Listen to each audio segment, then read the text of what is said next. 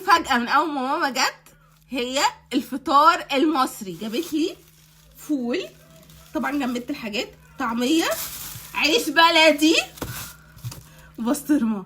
بقالي سنة ولا كلت فول ولا كلت طعمية ولا كلت حاجات شبه البسطرمة، بس مش بنفس طعم بسطرمتنا، لا لا لا. وطبعا ما كلتش خالص عيش بلدي يعني. فهعمل النهارده فطار مصري وهدوقه معاكم. مش قادره، متحمسه جدا، ولسه جابت لي حاجات كتيره قوي، بس هعملها في فيديو تاني بقى عشان مش هيكفي اصلا. الفول خلص، الطعميه، البيض بالبسطرمه. طبعا فيليب ما بيحبش البيض بالبسطرمه ولا مقتنع ان هم يتاكلوا مع بعض، بس ده الفطار المصري يعني. يلا، ده العيش البلدي، ايه رايك؟ اكيد. وحشك؟ كتير. ثواني انا عايز فول. مفيش هنا. اول حاجه فول. اوكي.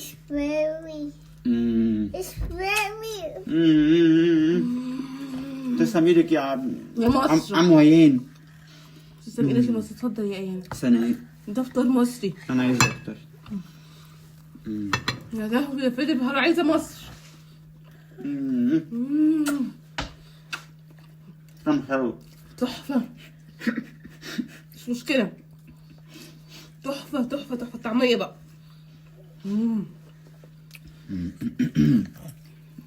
كرة صغيرة.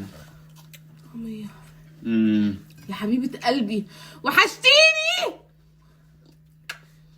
تسلم ايدك يا بت.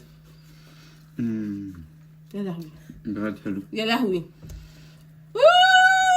من الفرحه. شفتوا الفطار المصري؟ بصوا بصوا، بالله بيبقى في ايده حاجه ما بيحسش بقيمتها. انا دلوقتي هتجنن على الفطار ده، افطر كل يوم. شو؟ ممكن نعمل ملوخية برضه؟ هنعمل ملوخيه وهنعمل باميه وهنعمل كل حاجه. ماما جابت لي كل حاجه، هوريكم الفيديو الجاي. جيب البسطرمه. استنى انا عايز اشوف. يلا. عشان اول مرة اكل كده انا عايز بسترمل بس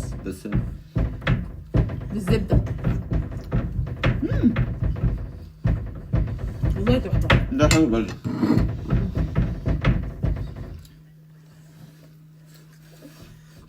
انا مش عاوز. صح؟ لا بجد حلو جدا. لا احنا لازم نروح نكمل اكل عشان انا كده اعصابي باظت. هروح اتهجم على الاكل. باي.